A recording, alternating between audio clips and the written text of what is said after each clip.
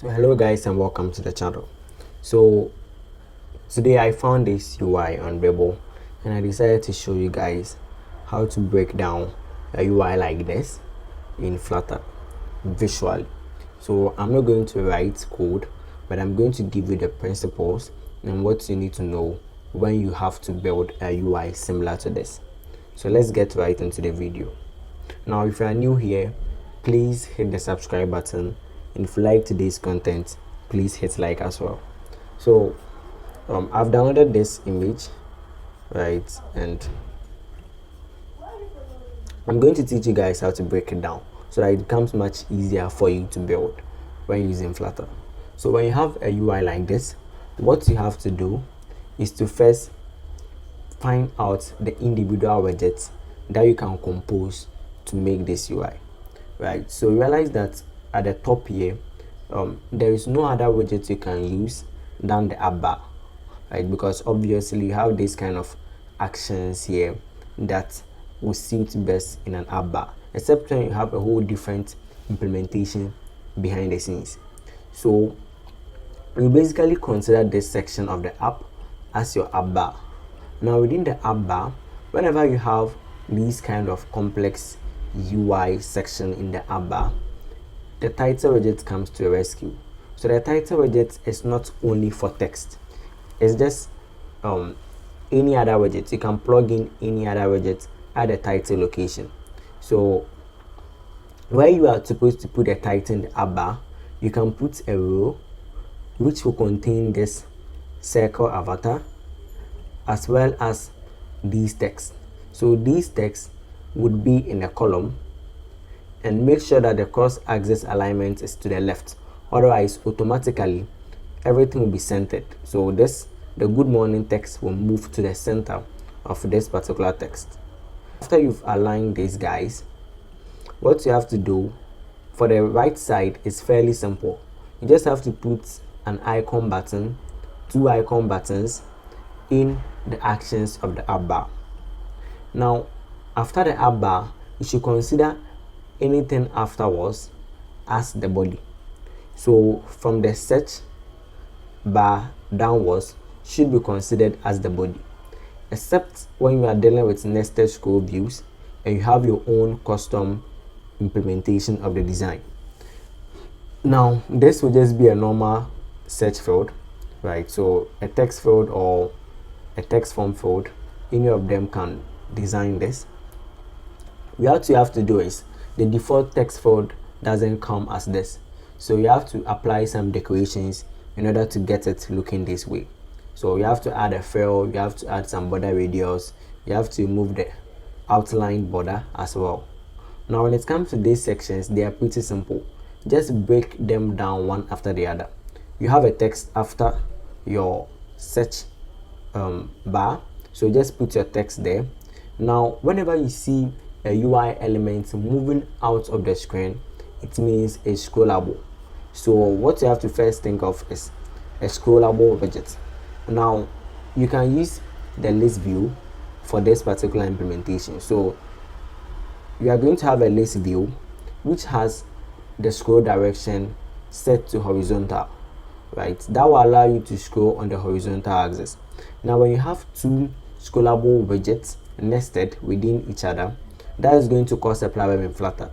So you must constrain one of them, and you have to constrain the nested one.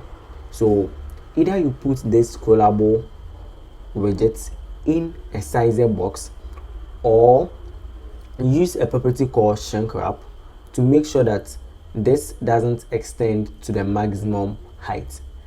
It just shrinks as small as it just becomes as big as its children, but that also has its own performance issues.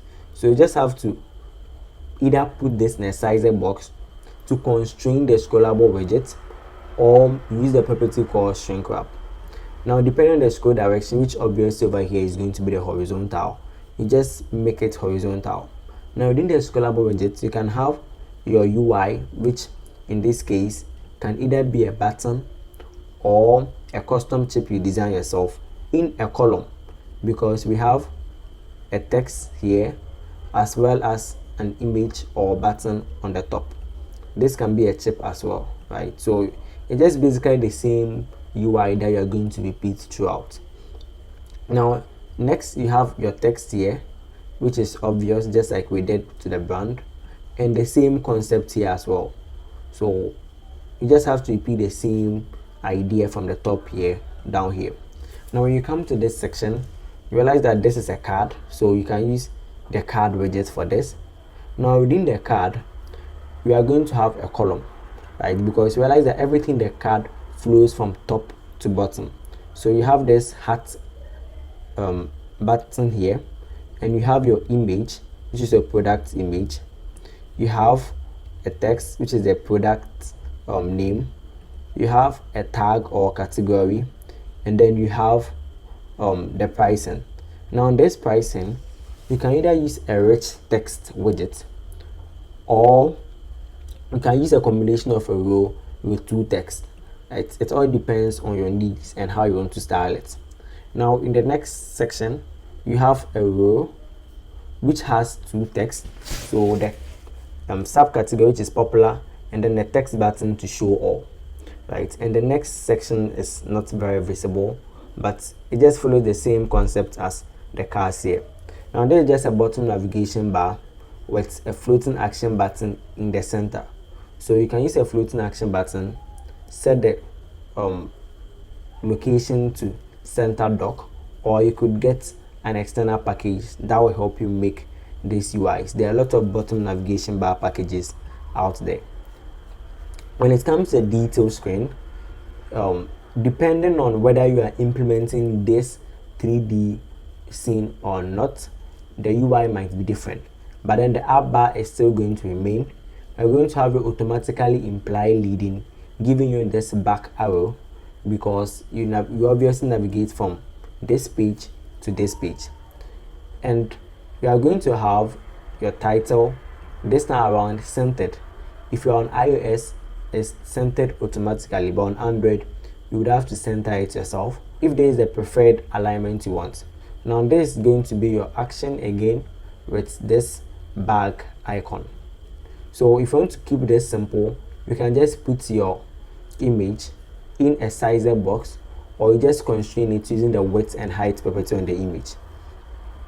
This section will have a container, right? Because you want to round this to have this round effect. So the best thing to use is to have a container.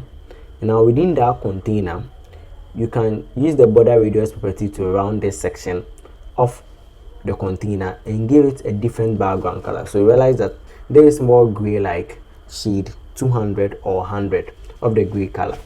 Now this section is just like the two over here. So we're going to have a text in a row with an icon and a number. This section is also going to be the same. This section is also going to be the same, but over here you're going to have three different texts. So you can use a spacer widget. If you don't want to use the main axis alignment property on the row, you can use a spacer widget to push these texts to the right, whilst maintaining these texts on the left. Now this concept is still the same. You have to get a scrollable widget and then change the scrolling direction to horizontal. We have our colors over here, which is just a normal text. We have a row which has this custom buttons here. Now we have another text which is a description, and another subtitle text which is the actual description. When it comes to the last page, which is the cart page, just repeat your app bar here, but then changing the icon to the more icon, right? Now this UI is just going to be this one card that you design. So you mostly design just this, and then you are going to loop over the cart items you have, filling in data based on whether the user has checked it or not. So you're going to have a big row, right? Because this design seems a little complex for a list style, I recommend you create it from scratch. So having a row and a checkbox, then within that row you have your image. right? And if you want every image to have this background color, you can use a container as well, and then have the decoration image property on the container. Now in this section, you are going to have a column to contain the name, the size, and then the amount. And on the right, you are going to have these two buttons. So you are going to have a decrease button, a text, and then a button, and you have to space them out evenly according to your preference. So that is going to be the design, and you would have to replicate that design by looping through the cart items. At the bottom, you're going to have selected item and then an amount with an elevated button that says checkout.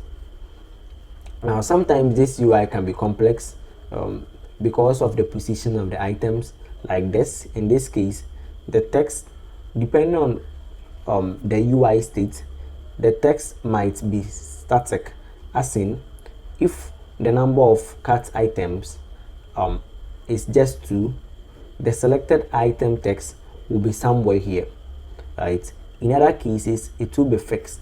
So depending on which case you are in, you may require a column with a list view wrapped in an expanded widget.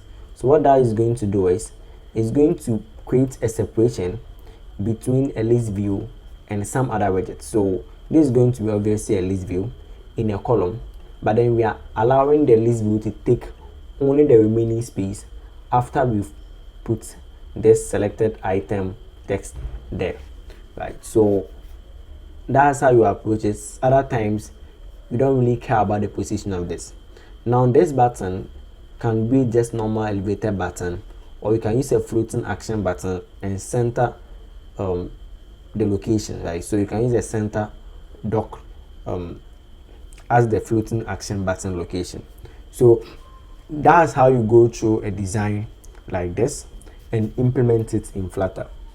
If you like this video, hit the like button and subscribe if you haven't, and let me know if you want to actually see me build this from scratch, and I'll do it. See you in the next one.